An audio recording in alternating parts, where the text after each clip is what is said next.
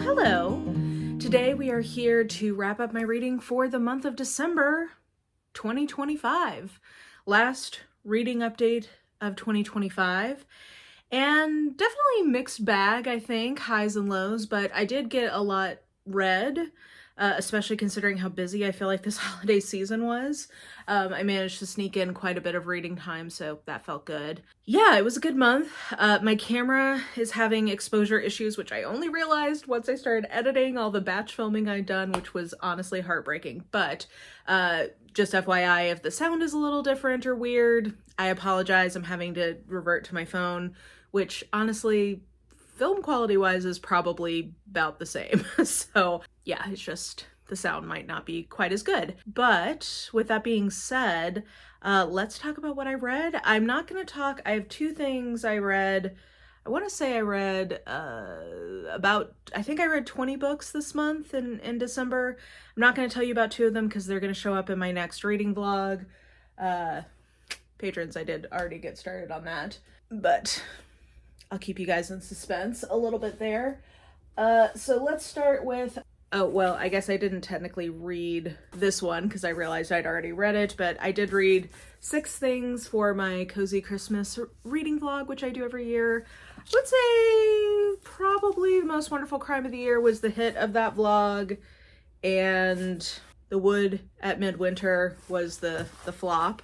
But if you want details on all this, you can go check out that video. So that was 6 of the things I read. Then I'll tell you about the 2 books I don't have in physical form because that will also help transition into my ARC reading. So first of all, I did let myself read some stuff from the library this month. I unsuspended my holds and read a couple of things that I've been wanting to read, or at least attempted. I DNF'd Starving Saints because it was just dull. I mean, not dull, but I just think that author is not for me, even though her premises are for me. I should make a video about that, actually, because I have a few authors now where I'm like, God, I wish I liked your writing and style because I really like your ideas. Anyway, but I did finish Crafting for Sinners by Jenny Kiefer. This is a new release that I was really excited about because the premise was 100% up my alley. It is a small town. It's about a cult in a small town that is being run through the book equivalent of Hobby Lobby. And our main character is a queer woman in a same-sex relationship who I think she identifies as a lesbian. I've gotten flack before of like, why won't you just say lesbian? And I'm like, I always try to just err on the side of saying like queer, or because I'm like, unless it specifically says, I don't want to identify this fictional person. Anyway, I believe she identifies as a lesbian. Her and her partner are really trying to save up to get out of this small town, but it's really hard because it's very economically depressed. And our main character has resorted to like stealing her crafting supplies from this Hobby Lobby-esque place because she sells her crochet stuff online or her knitted stuff online. And when she's doing that, this is like the very beginning of the book, so it's not giving stuff away.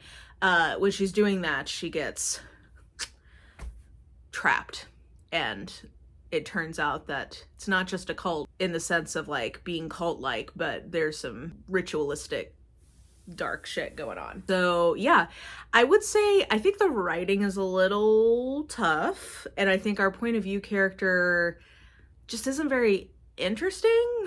So I just don't know that she was the right person to follow, but there's some very effective gore scenes in this, and the premise was so for me that I was into it. I was entertained by it. So I'll give it a 3.5. It probably deserves a 2.5 or a 3, but I had fun with it. It was entertaining. If you're okay with the writing not being great necessarily all the time, this one I think is fun. So I got that from the library. And then the other thing that I read in ebook form was an ARC, which was Stolen in Death by J.D. Robb. You guys know I love the In Death series, one of my all-time favorite series.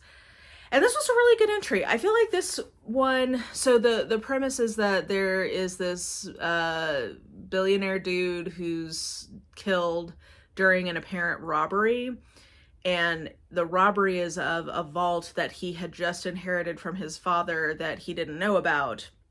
And inside are all of these extremely rare jewels, artwork that have been stolen. So he and his family were in the middle of like working with their lawyer to figure out like what do we do with this? Like, we just inherited this, we have to figure out how to give it back without ruining the business. And you know, the sleuthing ensues from there. Because of that theft angle, Rourke's backstory comes into play in a way that I thought was really satisfying. I'm gonna say that I think this is one that I think you could probably start with this one because it does explain a lot about Rourke's backstory that might be helpful for a new reader. There is one thing that comes up that was raised in a previous book that I am glad to see that this book resolves pretty definitively, that you will not understand the weight of if you have not read the series, but I think you could probably piece that together pretty well. And I will say that I'm very glad to see that loose tail resolved, because I had wondered if it was going to come back and cause unnecessary drama that is what I least enjoy in the In-Depth series. So I'm glad to see that was resolved. I thought it was a really enjoyable police procedural, and the resolution of that loose end makes me hopeful that maybe we are approaching, like, the pieces are being laid for whatever the end game is. Not that I want the series to end. I love it. I wish it could go on forever, but alas, no one is immortal. I mean, maybe Nora is, I don't know. So I want to make sure that the series has a satisfying resolution planned out, because it is a bummer if that doesn't happen. So yeah, I'm hopeful that that has been thought about. And I am glad that that piece was taken off the table, because I didn't like that piece and I'm glad it's gone. So yeah, it was a really good one. I'd give it 4 stars. I was entertained. It was a good whodunit. And the theft angle I thought was both fun for the procedural part and effective for the character development piece of things. Okay, so then the other 2 advanced reader copies I read, they were so good. Okay, so Nobody's Baby by Olivia Waite. This is the follow-up to her Murder by Memory, which is the beginning of the Dorothy Gentleman series. This is one I talked a lot about in my end of the year content because I really enjoyed that as a first entry in a space detective series. And with this one, I'm going to upgrade my description and also say that it is what I would describe as a cozy mystery series. It's very based in, I mean, they're all trapped on this spaceship, so they all kind of have idea, you know, there's a lot of interconnection and people who know each other or have known each other in previous versions of their life, because they all have their consciousness preserved and then like respawn into these clone bodies. So, you know, there's a lot of intertwining history. So it has a very cozy feeling in terms of the community aspect. And our main character, Dorothy, is very close with her nephew, Ruthie, and his partner. And one day he and his partner find a baby on their doorstep, and it's nobody's baby, because nobody is supposed to be able to have kids while they're all on this spaceship, because that could get out of control very quickly. So how did this happen? Where did this baby come from? What's the story of the parents of this child? And so it starts off as sort of like, who is this baby? And then progresses more into a different, well, I don't want to spoil anything, but like, it doesn't necessarily start as a murder mystery, and it doesn't necessarily end as a murder mystery, but there's, you know, some things to discover along the way. I felt like this was a really good one for kind of fleshing out the world, and again, that sort of cozy community vibe. I would say it's not quite as good as the first one in terms of the actual mystery, but it was unusual in its structure, which I really enjoyed and appreciated. And you know, for novellas, I just feel like these are really, really good, and I really want you guys to read these because I want to make sure that the series continues. I really enjoy it. So yeah, I would give this 4 stars. I would highly recommend, if you are interested in the series, you pick it up. This one comes out in March, so you have plenty of time to get through the first one, get it from the library, get it, you know, from your bookstore or whatever, and then look for this one when it comes out, because I really enjoyed it and I want this series to keep going. The other one is my favorite thing I read this month, and my most anticipated read of 2026. It also comes out in March, and that is This Kingdom Will Not Kill Me by Ilona Andrews. We are so back, baby. This was giving me the vibes. Some of it is, I think that this is traditionally published. So yeah, I just think that that process benefits Alona Anders, not always. I also enjoy their self-pub stuff, and I think they do some self-pub things that publishers might not be down with, so I appreciate that they have both. But this, I would describe this in terms of, if you are an Alona Anders reader, as having the overall world and character dynamics of the Innkeeper Chronicles, and then the main romance reminds me very much of Rogan and Nevada. So if you, those would be buzzwords to me. I hope that gets you excited. I have like critical things to say about this that I want to make sure I get out there so that this book finds the right reader, but I do like, I love this. I gave this 4.5 stars. I'm so excited. We are so back. This is like Alona Anders doing what I want them to be doing.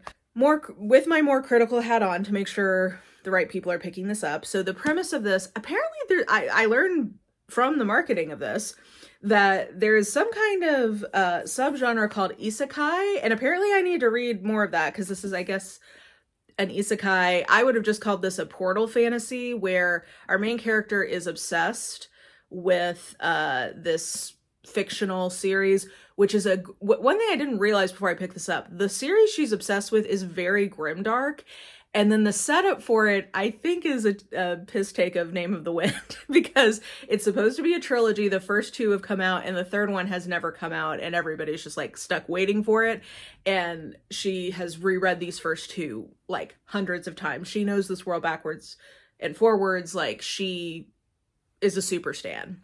She goes to bed one night, wakes up in the world, and butt naked, trying to figure out like what's going on and how to survive. She quickly discovers that she can't be killed because she does something that would get her killed.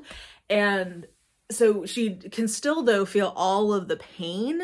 And this is a very grimdark world. Like, this is not a nice, happy fantasy world. Like, these are some nasty boys that populate this world. And I will say that I feel like it does deal with the like reality of being able to die, but like feeling the pain of death. Well, I liked that. The things that, so that's the setup. She, you know, I would describe this as a fantasy romance. I would not describe this as a fantasy with romance. So I do want to set that expectation. I think if you are primarily a fantasy reader and you are looking for really like fully well done world building, this is not going to give you what you want. I think it satisfied what I want. I can think of a couple of plot holes in the world building, but like nothing crazy. It's not like the world building's bad. Sometimes I think fantasy readers who are used to more comprehensive world building get disappointed by these types of stories if they don't have the right expectation going in. So I would say that it's, for a fantasy romance, this is very good world building. For just a general fantasy, it's okay. The first 50 pages I do think are kind of a little clunky to get you going. But once you get into it, I could not put this down. I ate this up with a spoon. I will say the other thing is the way information is shared does end up being a little bit info dumpy. That's because she knows everything about this world. So she'll meet a character and either in her head or to her person will be like, this is their full backstory and this is what would happen to them if nothing changes. And then we'll have so it just ends up, there is a lot of info dumping, I think, in this, but I didn't care because I was fully in. It made sense to me why that was happening, because it was outlining like the compare and contrast. It didn't feel like, oh, look at that tree. Did you know that that's a sycamore tree? And the sycamore tree, like that wasn't the vibe. It was more just like, oh, that's that person. Thinking, okay, well, in the book, this, and this happens, but I see them over there doing that, which doesn't go with that. So what's going on? For me, that felt more organic than info dumping can be sometimes. But anyway, I want to make sure that people who are not going to enjoy this don't pick it up, because I do think it is a strong flavor, but it was a flavor for me, baby. I love this. This was so good. I enjoyed it. If you're looking for fantasy romance that's not like too angsty, like there is angst in this, but it's not like it's not melodramatic. Maybe that's the way to put this. The Alona Anders is not a melodramatic kind of writer. Also not a writer that's gonna create a helpless main female character. Even though she is quite powerless in this world, she has like a very important power, which is knowledge of what's going on. And she quickly figures out how to use that. Dare I say maybe even too quickly. That might also be a critique, but she does figure that out. And I personally would rather have that than somebody who's just like, no, that's not the vibe. So Love this, obsessed with it, can't wait for you guys to read it. Now I'm depressed because I'm gonna have to wait even longer before the next book. Yeah, but this is so great. I can't wait for everyone to get their hands on it. Okay, and then 2 other buddy read type things. So my book club was reading Magic for Liars by Sarah Galley. I've read, I think this is my 3rd thing I think I've read from this author, and their writing, this is another author who their premises are great and their actual writing is great, but the way they progress their plots so far hasn't really worked for me.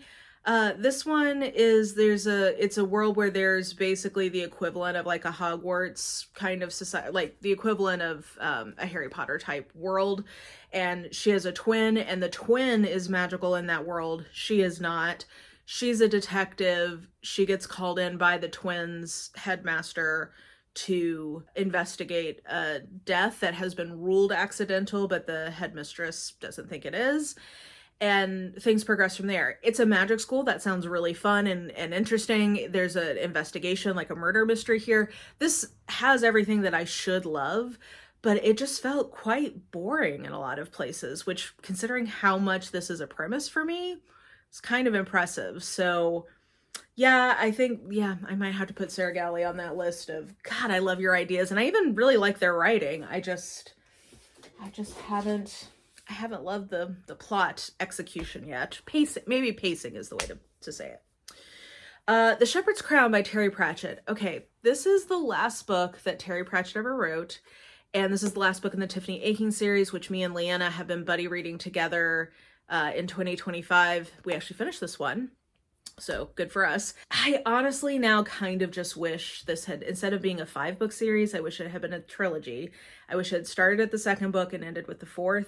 This is not bad by any means. It's just so clear to me that he didn't get to finish it, and that just made me sad. Like, when I was reading it, there's some beautiful moments, there's some beautiful ideas, there's like moments of that Pratchett wit and charm, but yeah, I think I would say I prefer this to the 1st book still, but it's definitely my 2nd least favorite, and I honestly wish that it wasn't there. I guess maybe I just wish that original trilogy was standing on, or the middle 3 books I wish were just a standalone trilogy, because I just think that fantastic. Would recommend, like, in terms of quality, like one of the better quality YA series I've read in quite some time. Just because he's such a great author, and I really love his sort of moral vision for a YA series and the lessons that he's teaching. They're beautiful. And this one also has beautiful lessons and has some interesting ideas. Like, this isn't bad. It made me kind of like poignantly sad because I just know he could do better, and I'm sad that this is like the thing he went out on. But I also know there are people who love this and defend it, and so, you know, not saying don't pick it up, but just, yeah, that's just my opinion about that. A pile of random books. I let myself do some mood reading this month. Why don't we start with 2 books that I think would be good gift books. They're sort of like nonfiction, but like kind of verging on coffee table books, and I think would be good gifts. One is the Encyclopedia of Ugly Fashion by Karolina Zabrowska. I really, really enjoy her YouTube content. She is so funny. Very talented sewist, maker of historical costume. And this is just, it's funny. You learn stuff about all the crazy fashions that we've had. I'm trying to think of which one I had not heard of that I most was like, what the... Oh yeah, it talks about cod pieces, which are always, you know, good for a laugh. Some of them she called ugly, and I was like, why do I kind of love this? Like, you know, ugly is in the eye of the beholder, I suppose. Like, I like the Gibson Girl, like, pigeon breast. I think that that's a fun look. Oh, I did really love, I've seen these before, but I do love the horned hairstyles of the Renaissance. Anyway, this is fun. If you are interested in this topic, I think this is worth picking up, and I think this would be a really good gift to somebody if you know that they sew or are interested in history or fashion. I think that this would be a really good gift book. So yeah, this one was fun. It made me teehee. As did this, How to Be a Saint by Kate Sedley. This is written by one of the head writers of the Colbert Report, and he wrote the foreword to it, and that was very funny. It is funny. I think maybe just because I've done enough religious history that I didn't learn a lot of new things. Other than the actual, I will say, it does walk through the actual process of sainthood and like how that works in more detail than I guess I'd thought about before, so I appreciated that. I was really hoping I was going to get a lot of really wacky saint stories. I got some, but not as many as I wanted, because there are some wacky saints out there. But this was fun, and again, I think that this would be a really good gift book. It does have like good information in it. It has some nice illustration. It's funny. So if you have, you know, somebody who's interested in medieval history in your life, or you know, just somebody who's experienced religious trauma, this would probably be a fun book for them. So I'd recommend it. It's good. It just wasn't as, I was hoping for more jolly japes and wackiness. Then I think I had a couple of other nonfiction things. Yeah, okay. So this was a book that my local bookstore was promoting for Indigenous History Month, so I picked that up. Thought I was gonna be able to go to a book club on it, but didn't work out. But this is 21 Things You Need to Know About the Indigenous Self-Government, a conversation about dismantling the Indian Act by Bob Joseph. This was really interesting for me to read because it's about the Canadian Indigenous experience, but I did live in Vancouver for 3 years, so there were certainly some touch points around like the Truth and Reconciliation stuff that was happening when I was living in Vancouver, and just some references that connected some dots for me that I didn't necessarily understand at the time. I thought this had some really thoughtful discussion about nations within nations, about colonialization, and honestly, I think that this is very relevant, like in thinking about some of the conversations happening right now about the one state versus two state solution in the Levant.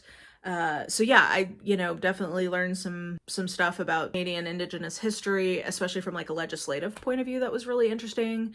Thought-provoking, definitely worth reading, even if you're not Canadian. I think that this has some interesting, like, wider applicability. So I definitely enjoyed that. And then 3 Cups of Deceit by John Krakauer. I read this as part of research for stuff. Literally, if you just look at my notes on this, almost every single page I'm asking for a citation. This is his takedown of 3 Cups of Tea, the Greg Mortensen story, and the kind of scandal that broke out from that around him and his charity about 15 years ago now, I guess. And this just reads like somebody who's embarrassed that they gave money to an organization that he then decided he didn't like how it was run. And there's just, it's not journalism. This is what drives me crazy about, I know people like him, but every book I've read from him, it's not journalism. And that's kind of how it's presented. It's just like bereft of citations. It has opinions that are framed as fact. I don't know. Everything he said about the organization and Greg Mortensen could be true, and I can't verify it. Like, there's nothing that shows me how he got to that conclusion other than uncited quotes, inferences, just having it both ways, like just from an argument. This would be a very good book to read in like a persuasive writing class, to talk about like what tactics he's using to be persuasive, and then like, do they hold up to any scrutiny in terms of like how you make a well-cited argument. Yeah, I just think he's not for me. I get people really like his writing style, but I tried to read Missoula, couldn't get through that, made myself read through Into Thin Air. I definitely have thoughts about that. And then this one is definitely the worst of the ones I read so far. So yeah, anyway, I promise this will stop being a Krakauer critique channel at some point, but while I'm working on my writing stuff, I have to think about him, and therefore you guys have to hear about him sometimes. Okay, and then I read 3 other just random things. Well, one of them, I guess, because it was a pre-order that came in. Shadow Life by Hiromi Gato, I think is the author. Yeah. I didn't love this as much as I thought I was going to. I thought this was going to be more fantastical, and I think this ends up being a lot more just like a poignant story about end of life and family and transitioning into less independence as we age. And I mean, that was all great, but I would describe this as more magical realism probably than fantasy, and I went into it expecting fantasy. So I think that that impacted my probably enjoyment of it, but it is there's lots of like, you know, there's a lot of character dynamic stuff in this. I think it's definitely worth reading if that's the kind of story that appeals to you. It just didn't end up fully connecting to me, so I'm gonna give it 3 stars, and I feel bad because I think it's higher quality than that, but in terms of my personal enjoyment, I'd have to say it was kind of in that 3-star range. Snake Eater by T. Kingfisher. Again, I would call this, I was expecting horror. I would call this probably magical realism with like some dark elements to it. Our main character is escaping kind of a domestic abuse type situation. She goes to stay with her aunt only to discover her aunt has passed the year before. She lives in the middle of nowhere out in the desert, and I think it's in New Mexico. And there are some interesting, quirky characters in the town. So it ends up being, again, a lot of found family stuff, which I enjoyed. I like the way T. Kingfisher does that. And definitely some, like, the gods are real kind of thing in this world. So there's definitely some fantastical elements, but I would not describe this as like, I don't think it reads as fantasy. I think it reads more as magical realism. And yeah, it was good, enjoyable. Not my favorite from her, but I enjoyed the way she was depicting the magic. I thought that was really interesting. And then last but not least is the Beowulf translation by Maria Davina Headley. I've been doing a lot of medieval research recently, so that means I've been hearing about Beowulf quite a bit. And I thought, it's been a long time since I've read that. I know I have this new translation. I originally read the Seamus Heaney translation in college, and this is more of like attempting to retell Beowulf in more contemporary poetic vernacular. And I think as that, it really nailed it. And it also really nails all the alliteration that goes on. Like, I think she what would it be? Prosodize? The verb version of prosody. She did a really good job of that, keeping that, alliteration, but also putting it in more understandable vernacular. So I'm trying to, on the first page, just to give you a sense of if this is for you. Bro, tell me we still know how to speak of kings. In the old days, everyone knew what men were, brave, bold, glory-bound, only stories now, but I'll sound the spear Dane song hoarded for hungry times. Their first father was a foundling, sighed scaffing. He spent his youth fists up, browbeating every barstool brother, bonfiring his enemies. That man began in the waves, a baby in a basket, but he bootstrapped his way into a kingdom trading loneliness for luxury. Whether they thought kneeling was necessary or no, everyone from head to tail of the whale road bent down. There's a king, there's his crown. That was a good king. So anyway, that just gives you a sense of kind of what the vibe is, and if that's for you. It was for me. I enjoyed this. It'd been a long time since I'd revisited the story, and yeah, it was good. Thumbs up from me if this is your kind of project. Okay, so I think that's everything I was going to tell you guys about. I've been talking longer than I thought I would. But yeah, that wraps up my reading for December. And I still have so many like beginning of the year things that I'm trying to get done. So you'll be seeing more from me soon. And so hit the bell, like all that stuff if you want to know when all that's happening. And yeah, I hope you guys are starting your new year off well. Happy New Year, Old Lang Syne, all that good stuff. And we'll talk soon. Bye!